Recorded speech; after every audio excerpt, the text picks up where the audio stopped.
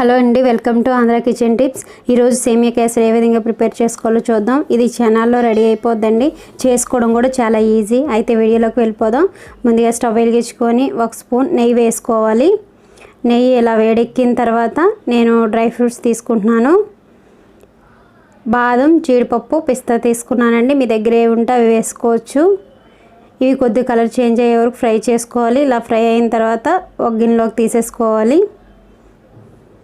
నెయ్యితో పాటు తీసేసుకుంటున్నానండి. నెయ్యి కూడా నా దగ్గర ఫ్రైడ్ సేమియా ఉంది కాబట్టి ఫ్రై చేసుకోలేదు. మీ దగ్గర మామూలు సేమియా అయితే ఫ్రై చేసుకోండి. 1 కప్ సేమియాకి 2 కప్పులు వాటర్ అనేది వేసుకోవాలి. ఇలా వాటర్ పోసుకున్న తర్వాత పొంగులు వచ్చే వరకు మరగాలండి. చూసారు కదా, ఇలా మరిగినప్పుడు మన దగ్గర ఉన్న సేమియా వేసేసుకొని కంటిన్యూస్గా కలుపుతూ ఉడికించుకోవాలి.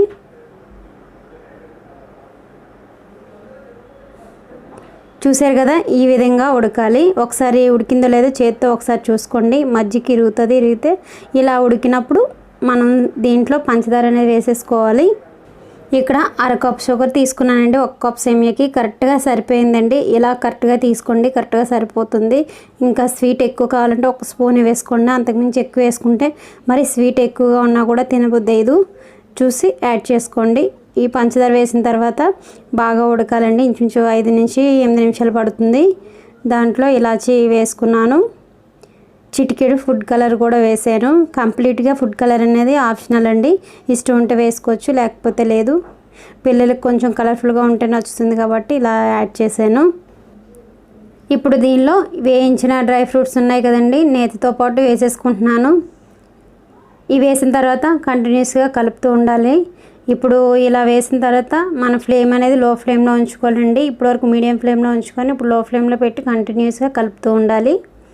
అవసరమైతే 1 స్పూన్ నెయ్యి వేసుకోవాలి. నెయ్యి వేస్తే టేస్ట్ బాగుంటుందండి. పొడి పొడిలాడుతూ టేస్ట్ చాలా బాగుంటుంది నెయ్యి వేయడం వల్ల. మనకి ఆ కళాయి నుంచి కొంచెం సపరేట్ అయ్యే వరకు కలుపుతూ ఉండాలి. అలా కలిపే కొద్దీ మనకి ఈజీగా కళాయి నుంచి అనేది సపరేట్ అవుతూ ఉంటుంది.